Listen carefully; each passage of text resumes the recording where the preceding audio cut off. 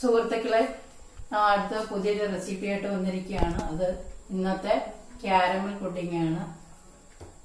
കൊച്ചുകുട്ടികൾ മുതൽ വലിയൊരു വരെ ഇഷ്ടപ്പെടുന്ന ഒരു വിഭവമാണ്. വയറിട്ടാൽ അലിഞ്ഞു പോകുന്ന ഒരു വിഭവമാണ്. എല്ലാവരും ഇഷ്ടപ്പെടുന്നതാണ്. അതുകൊണ്ട് റെസിപ്പിയിലേക്ക് പോകുന്നതിന് വേണ്ടി വായോ. അതിനാവശ്യമായിട്ടുള്ള ഇൻഗ്രീഡിയൻസ്: മുട്ട, പാല്, വാനില എസൻസ്, പഞ്ചസാര. നമ്മൾ എങ്ങനെയാണ് ഉണ്ടാക്കുന്നതെന്ന് നോക്കാം. ആദ്യമേ മുട്ട ഉടച്ചൊഴിക്കും.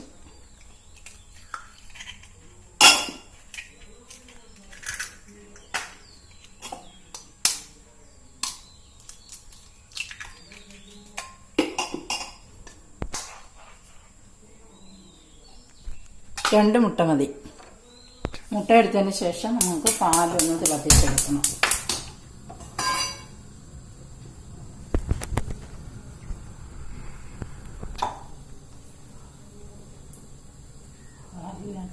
നമുക്ക് മുട്ട ഒന്ന് അടിച്ചെടുക്കാം.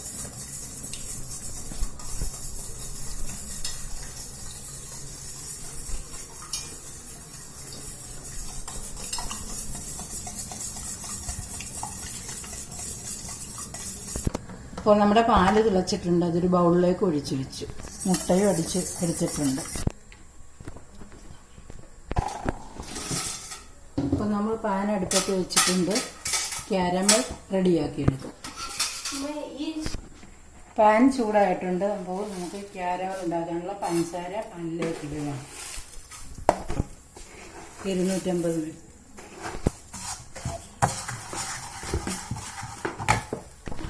പാനിലേക്ക് പഞ്ചസാരയും വെള്ളവും ചേർത്തിട്ടുണ്ട്. അതിളക്കി ക്യാരമലാക്കി എടുക്കാം.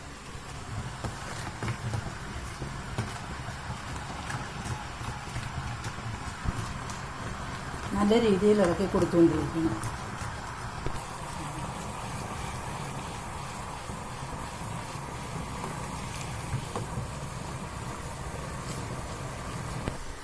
കൈയെടുക്കാതെ ഇളക്കിക്കൊണ്ടിരിക്കണം. മറ്റേ കട്ടിയാണ്. പാത്രത്തിൻ്റെ അടിയിൽ പിടിക്കാൻ സാധ്യതയുണ്ട്. നമ്മൾ ഇളക്കി കൊടുക്കേണ്ടിരിക്കണം. നല്ലതുപോലെ ഇളക്കി കൊടുത്തുകൊണ്ടിരിക്കണം.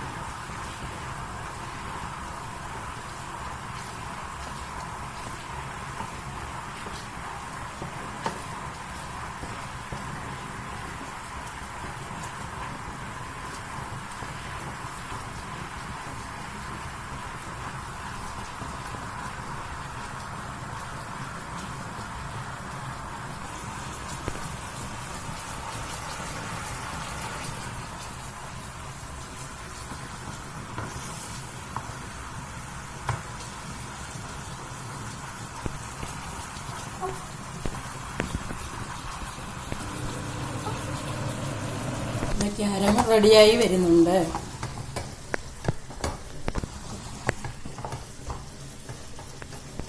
ക്യാരമൽ ശരിയായിട്ടുണ്ട്. വേറൊരു പാത്രത്തിലോട്ട് ഒഴിച്ചു വെക്കുകയാണത്.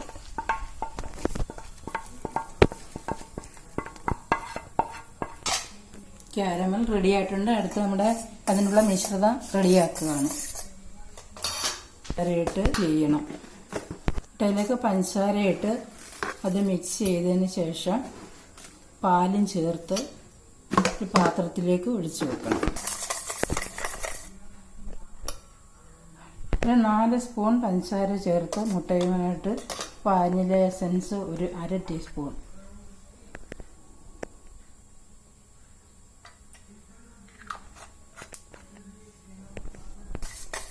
നല്ലതുപോലെ മിക്സ് ചെയ്ത് മുട്ടയിലേക്ക് പാലും വാനില എസൻസും കൂടി ചേർത്ത് നല്ലതുപോലെ യോജിപ്പിക്കുക. പാലിലേക്ക് വാനില എസൻസും മുട്ടയും കൂടി നല്ലതുപോലെ യോജിപ്പിക്കുകയാണ്.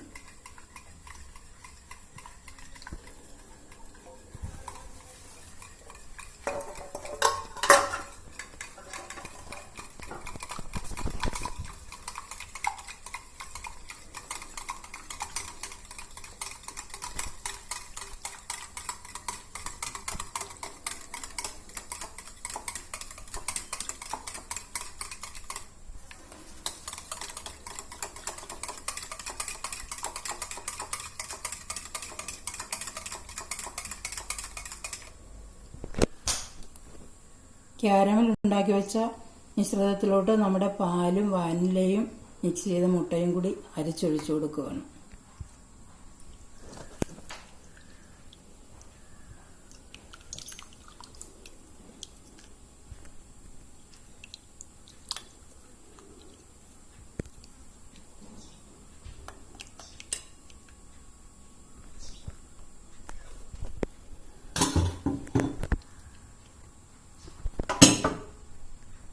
ഈ മിശ്രിതം നമുക്ക് ആവി ചെമ്പിൽ വെച്ച്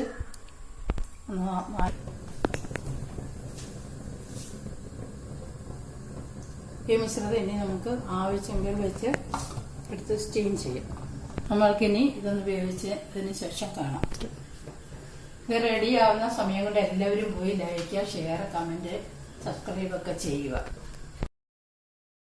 നമ്മുടെ ക്യാരമൽ പുഡിങ് റെഡി ആയിട്ടുണ്ട്.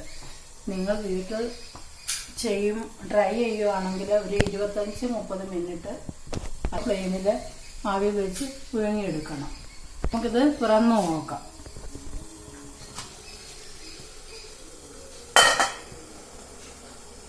കീഴിൽ കൊണ്ടുവെക്കരുത്.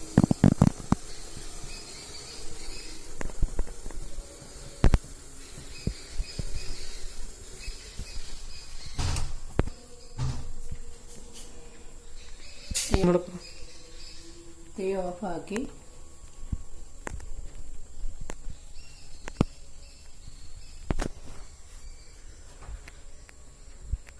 അപ്പോൾ നമുക്കിത് വേറൊരു പാത്രത്തിലേക്ക് മാറ്റാം.